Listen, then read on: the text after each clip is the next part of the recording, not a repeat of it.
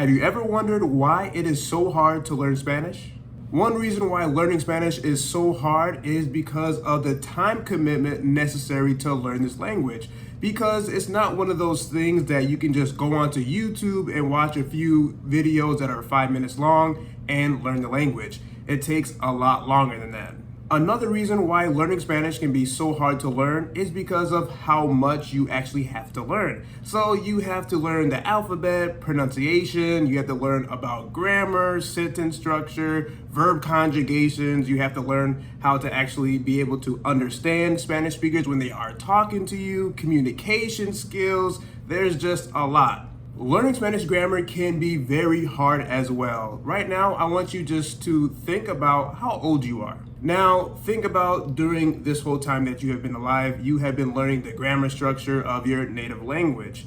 Now, you have to have basically a completely different mentality when it comes to learning the Spanish language now. So you're starting basically from zero, like a baby, and you have to learn all this grammar for a new language. Maybe you have heard English is very similar to Spanish in many ways, and I can see how that can be true, but when it comes to grammar, there are some grammar rules in Spanish that just don't really have any connection when it comes to the English language. So that's why it really takes a mentality change, and it takes quite a bit of time to wrap your head around the different grammar concepts in the Spanish language.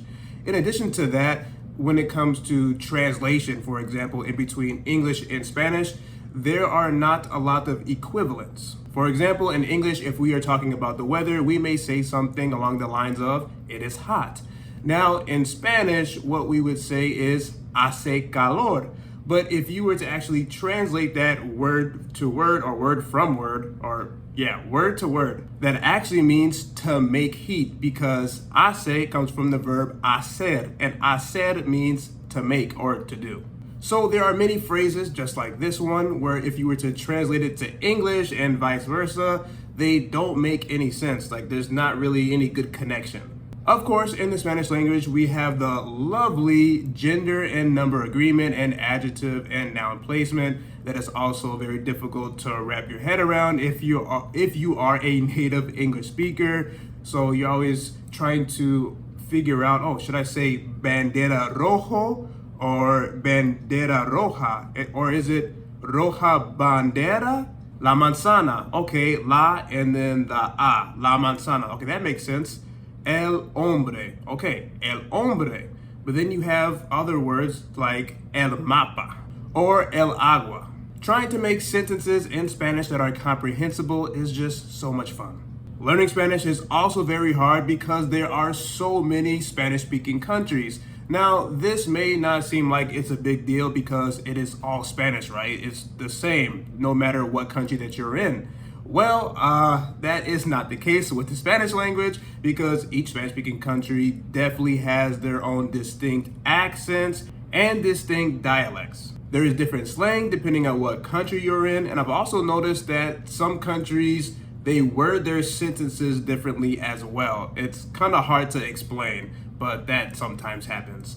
And I remember the first time that I went to the Dominican Republic a few years ago, and I was just completely mind blown by how different that Spanish was there in comparison to the Spanish that I was used to. At that time, Dominican Spanish was completely incomprehensible and it sounded just like an alien language. Now, this can also be very challenging for you as a Spanish learner when it comes to trying to figure out what vocabulary that you should be learning. For example, right now I'm looking at drinking straw in Spanish, and depending on what country you're in is going to have a different word. So apparently in Argentina it is sorbete or pajita, Bolivia bombilla, Chile bombilla or pajita, Colombia petillo, Costa Rica pajilla, Cuba absorbente, Dominican Republic calimete, Ecuador sorbete,